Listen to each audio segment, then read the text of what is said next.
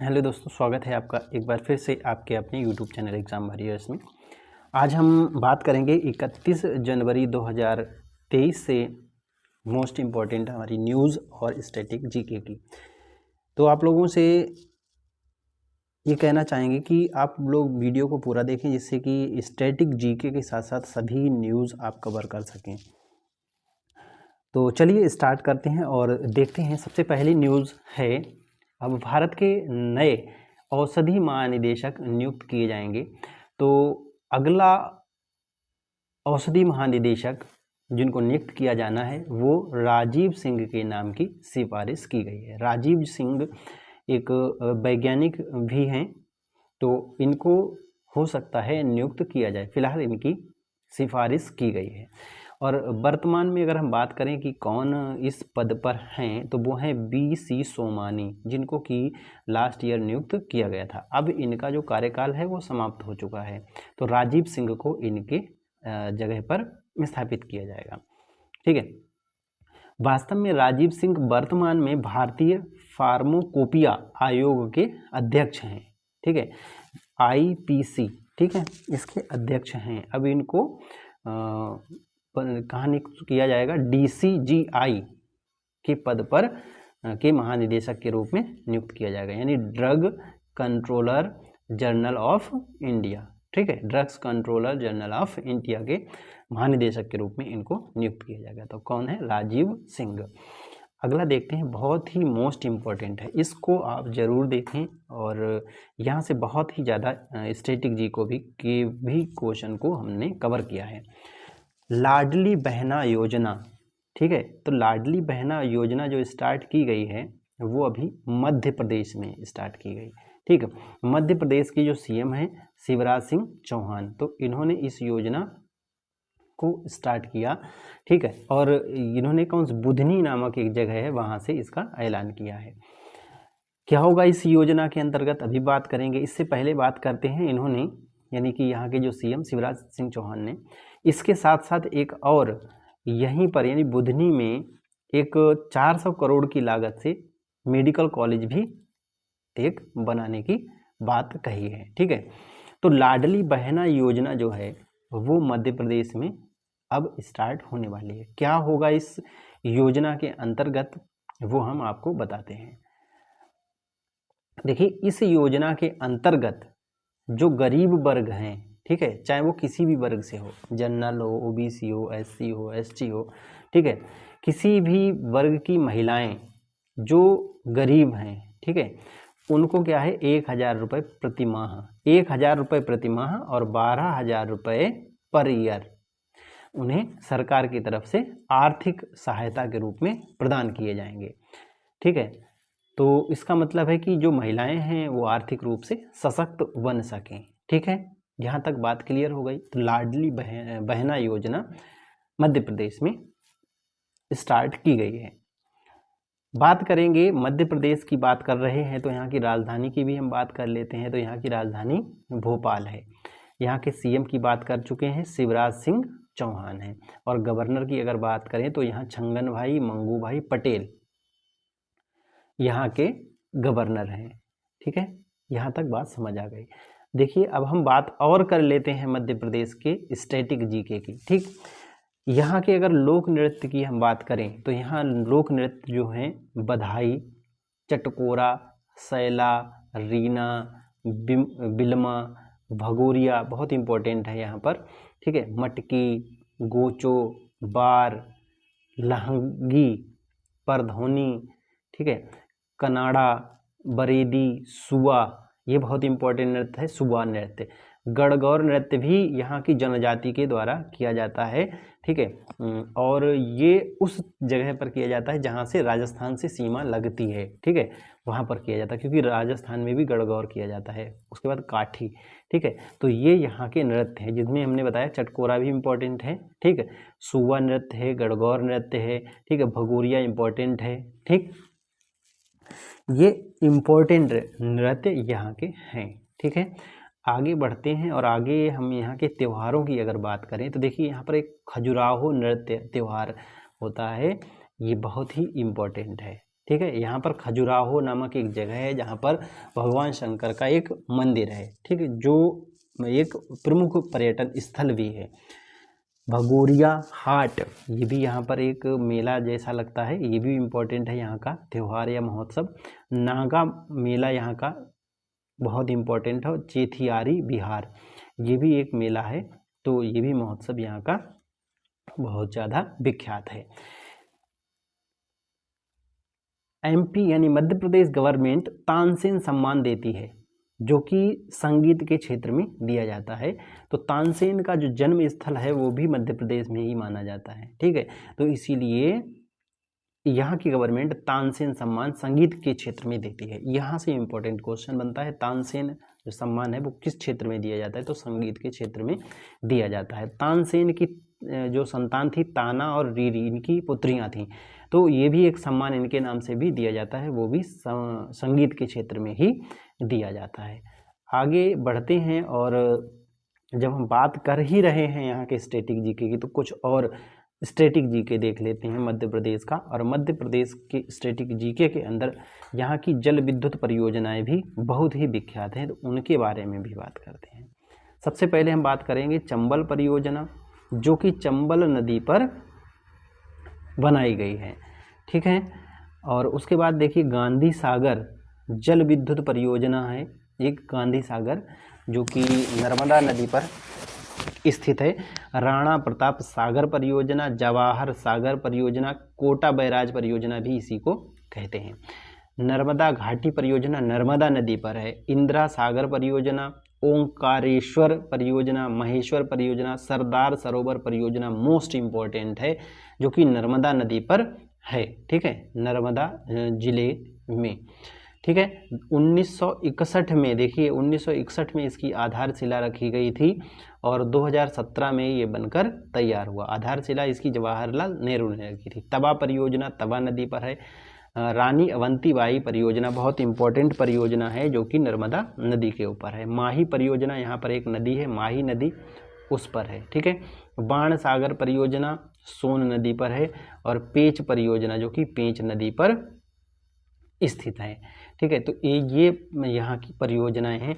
बाकी कुछ और परियोजनाएं हैं, उनके बारे में भी देखिए हम बात करते हैं। देखिए एक बेन गंगा परियोजना चलती है बेन गंगा नदी पर।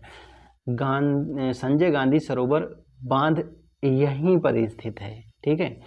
माता टीला परियोजना मोस्ट इम्पोर्टेंट है, बेतवा नदी के ऊपर है, बहुत ज़्यादा पूछी जाती है। और उर्मिल परियोजना जो उर्मिल नदी पर, कभी कभी उर्मिला परियोजना भी मिलता है, जो कि उर्मिला नदी के ऊपर है, ठीक है।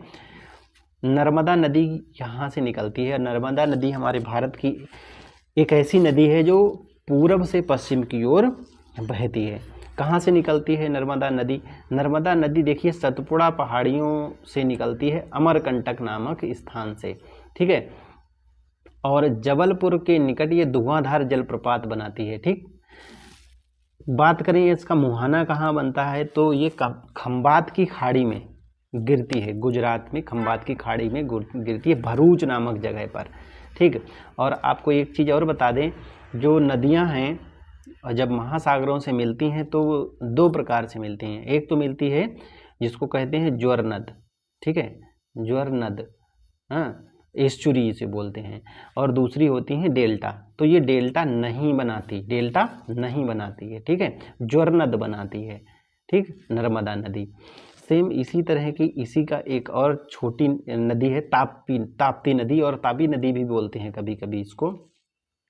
ये भी सतपुड़ा रेंज से निकलती है, मुल्ताई नामक स्थान से, और ये भी खंबात की खाड़ी में ही गिरती है, डुमस नामक जगह पर, ठीक, खंबात की खाड़ी में गिरती है। और ये भी क्या करती है, पूरब से पश्चिम के लिए बहती है, ठीक। और साथ ही साथ ये क्या करती है, ये भी एस्चुरी ही बनाती है, ठीक है, ये भी एस्चुरी बनाती है। यहाँ तक बात समझ गए होंगे। तो ये सब चीज़ें इम्पॉर्टेंट हैं और हर चीज़ पूछी जाती है।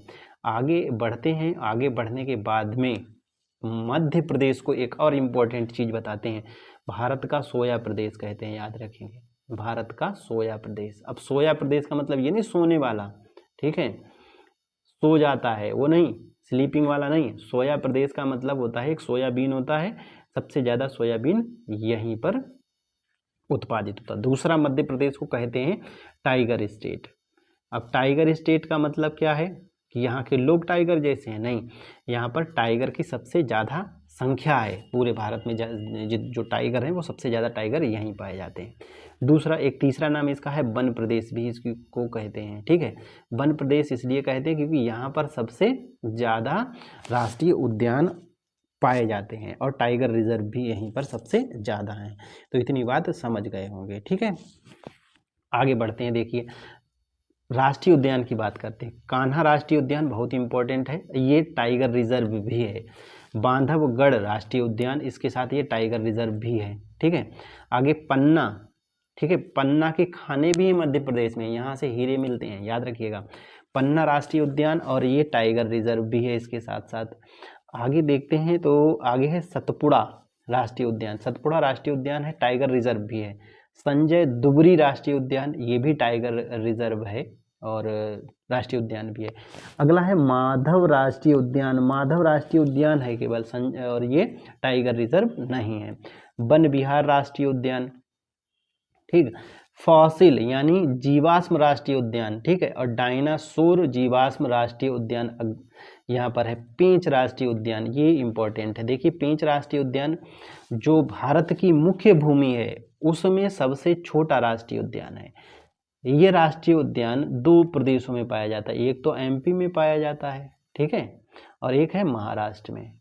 मतलब 2 राज्यों में फैला हुआ है। क्षेत्रफल की दृष्टि से भारत की जो मुख्य भूमि है उसमें सबसे छोटा है ये, ठीक है। यहाँ तक बात समझ गए होंगे, ठीक है, यहाँ तक बात समझ गए होंगे। चलिए आगे बढ़ते हैं और अब अगली न्यूज़ की तरफ हम लोग बढ़ते हैं। अगली न्यूज़ है हमारे पास G20 शिखर सम्मेलन अभी कहाँ, नई दिल्ली में स्टार्ट हुआ है, ठीक है। मतलब नई दिल्ली हमारी राजधानी में स्टार्ट हुआ है। तो क्या हुआ इसमें, भारत के एक व्यक्ति हैं शेरेपा अमिताभ कांत, इन्होंने इसको स्टार्ट किया इस सम्मेलन को, ठीक। इस बार G20 जो शिखर सम्मेलन है भारत में आयोजित किया जा रहा है, भारत इसकी मेजबानी कर रहा है, ठीक है। आगे देखिए, अगला है मुरली विजय ने अंतर्राष्ट्रीय क्रिकेट से संन्यास ले लिया। तो मुरली विजय जो हैं एक क्रिकेट खिलाड़ी हैं भारत के, इन्होंने अभी अंतर्राष्ट्रीय क्रिकेट से संन्यास ले लिया, ठीक है। ये मोस्टली टेस्ट क्रिकेट खेलते थे, टेस्ट क्रिकेट के साथ साथ T20 भी खेले हैं और वनडे मैचेस भी खेले हैं। भारत के क्रिकेट खिलाड़ी हैं ये, इन्होंने अब अंतर्राष्ट्रीय क्रिकेट से संन्यास ले लिया है। आगे बात करेंगे, अगली न्यूज़ है एयर मार्शल AP सिंह अब हमारे अगले वायुसेना उप प्रमुख होंगे, ठीक है। अगली देखिए बात करेंगे, बहुत ही इम्पोर्टेंट चीज़ है, अभी 74वां गणतंत्र दिवस भारत ने मनाया है, ठीक है। और इसकी परेड के बारे में आप लोगों ने सुना है, परेड इसकी 26 जनवरी को होती है। तो इसमें अलग अलग राज्यों की विभिन्न झांकियाँ आती हैं, ठीक, जिसमें उत्तराखंड की भी झांकी इस बार शामिल हुई थी। तो उत्तराखंड की जो झांकी है इसको प्रथम स्थान प्राप्त हुआ है, ठीक है। और उत्तराखंड की जो झांकी थी इसकी जो थीम थी, ठीक है, थीम का मतलब किस पर आधारित थी, क्या इसका विषय था, वो था मानस खंड, ठीक है। मानस खंड इसका थीम था, इसका उत्तराखंड की झांकी का। और इसकी थीम सॉन्ग की बात करें तो थीम सॉन्ग इसका था जय हो कुमाऊं जय हो गढ़वाल, ठीक है, जय हो कुमाऊं जय हो गढ़वाल। और बात करें सेकेंड स्थान किसको मिला, तो सेकेंड स्थान मिला है महाराष्ट्र को, ठीक है। और थर्ड स्थान किसे मिला, तो थर्ड स्थान मिला है हमारे यूपी को, ठीक है, यूपी को थर्ड स्थान मिला। यहाँ तक बात कंफर्म हो गई, ठीक है। आगे देखिएगा, आगे बात करते हैं Tata steel masters award 2023। Tata steel masters award 2023 के विजेता कौन है, अनीस गिरी हैं, ठीक है। और एक डच देश के, नीदरलैंड के खिलाड़ी हैं जो चेस खेलते हैं, मास्टर्स, ठीक है, ज़्यादातर ग्रैंड मास्टर इस टाइप से चेस में ही शब्द यूज़ किए जाते हैं। तो ये चेस खेलते हैं, तो अनीस गिरी जो डच खिलाड़ी हैं, ठीक, डच देश के, नीदरलैंड के हैं, उनको टाटा स्टील मास्टर्स अवार्ड 2023 दिया गया और ये 85वां टाटा स्टील मास्टर्स अवार्ड था। ठीक है, आगे देखिएगा, बहुत ही इम्पोर्टेंट क्वेश्चन अगला है। हरमनप्रीत कौर, इनको अभी प्यूमा की नई ब्रांड एम्बेसडर नियुक्त किया गया। प्यूमा एक कंपनी है जो स्पोर्ट्स के क्लॉथ एंड शूज़ को प्रोडक्ट करती है, इसका प्रोडक्शन करती है। तो इसके नए ब्रांड एम्बेसडर के रूप में हरमनप्रीत को नियुक्त किया गया है। हरमनप्रीत कौन है? इंडियन वुमेन क्रिकेट टीम की कैप्टन है।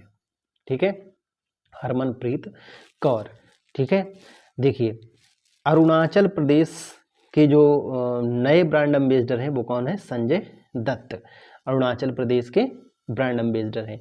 देश अभियान मेंटर, ये कौन है? सोनू सूद हैं।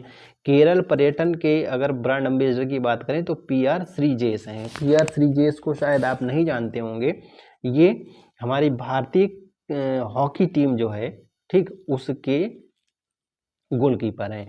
ठीक, और drone startup Garuda aerospace, ठीक, इसके कौन है? MSD, मतलब महेंद्र सिंह धोनी। और उत्तराखंड के जो ब्रांड एम्बेसडर हैं वो कौन है? प्रसून जोशी हैं। ठीक, तो यहाँ तक बात क्लियर हो गई होगी। अगला क्वेश्चन देखते हैं, और अगला है हमारे पास न्यूज़, हर गांव हरियाली। ये एक पहल है जो कि जम्मू कश्मीर में चलाई जा रही है, जम्मू कश्मीर गवर्नमेंट के द्वारा। क्या होगा इसमें?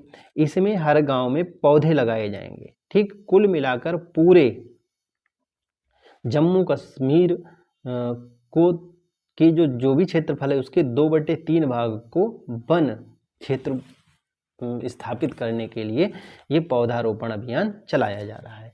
कुल मिलाकर 1.35 करोड़ पौधे इसी पहल के अंतर्गत लगाए जाएंगे, जिसमें 90 लाख पौधे लगाए जा चुके हैं, 90 लाख पौधे लगाए जा चुके हैं। ठीक है, 2021 में इस योजना यानी इस पहल का स्टार्टिंग की गई थी।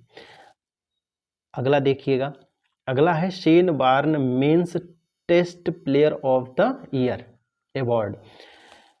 ये एक अवार्ड है जो कि ऑस्ट्रेलिया के द्वारा दिया जाता है, और इस बार ये अवार्ड उस्मान ख्वाजा को मिला। ठीक, उस्मान ख्वाजा कौन है? ऑस्ट्रेलिया के एक टेस्ट क्रिकेटर हैं। ठीक, तो इनको ये अवार्ड दिया गया है। शेन वॉर्न जो हैं ऑस्ट्रेलिया के एक क्रिकेट खिलाड़ी हुए थे, ठीक, जो कि महान गेंदबाज भी रहे हैं। तो उनकी अभी डेथ हो गई लास्ट ईयर, उन्हीं की याद में इस अवार्ड को स्थापित किया गया। तो उस्मान ख्वाजा ने शेन वॉर्न अवार्ड जीता है। अगला देखिएगा, नेशनल काउंसिल ऑफ वुमेन, ठीक, NCW, इसकी स्थापना दिवस अभी 31 जनवरी 2023 को मनाया गया। तो इसकी स्थापना देखिए हुई थी 1992 को, और इसकी जो पहली अध्यक्ष थी वो जयंती पटनायक थी। ठीक है, और इसकी 2023 की जो थीम है इसकी स्थापना दिवस की, वो है सशक्त नारी सशक्त भारत। और आपको पता है कि इस बार का जो गणतंत्र दिवस है उसकी भी थीम यही थी। क्या थी? नारी शक्ति के नाम से। ठीक है, इसका हेडक्वार्टर कहाँ है? नई दिल्ली में। और वर्तमान में अगर इसके चीफ की बात करेंगे, हेड की बात करेंगे, तो रेखा शर्मा है। यहाँ तक बात समझ आ गई होगी। ठीक है, और इस दिवस पर जो हमारी राष्ट्रपति हैं द्रौपदी मुर्मू, वो राष्ट्र को संबोधित भी करेंगी। ठीक है, एक और न्यूज़ है जो कि आज की अंतिम न्यूज़ है, इसको भी देख लेते हैं। देखिए, अभी पुरुष हॉकी वर्ल्ड कप 2023 चल रहा था, जिसका कि आयोजन भारत में ही किया जा रहा था। ठीक है, तो भारत के उड़ीसा में इसका आयोजन किया जा रहा था। तो अभी इसमें जर्मनी ने बेल्जियम को हराकर ये वर्ल्ड कप जीत लिया। तो इस बार हॉकी वर्ल्ड कप का विजेता कौन है? जर्मनी, और उपविजेता कौन है? बेल्जियम है। ठीक है, तो दोस्तों ये था हमारा आज का न्यूज़ और स्टैटिक जीके से वीडियो। आपको वीडियो कैसा लगा? वीडियो आपको अच्छे लगते हैं, इन्फॉर्मेशन आपको अच्छी लगती है तो हमारे वीडियोस को लाइक करें और अपने दोस्तों में भी इस वीडियोस को शेयर कीजिएगा।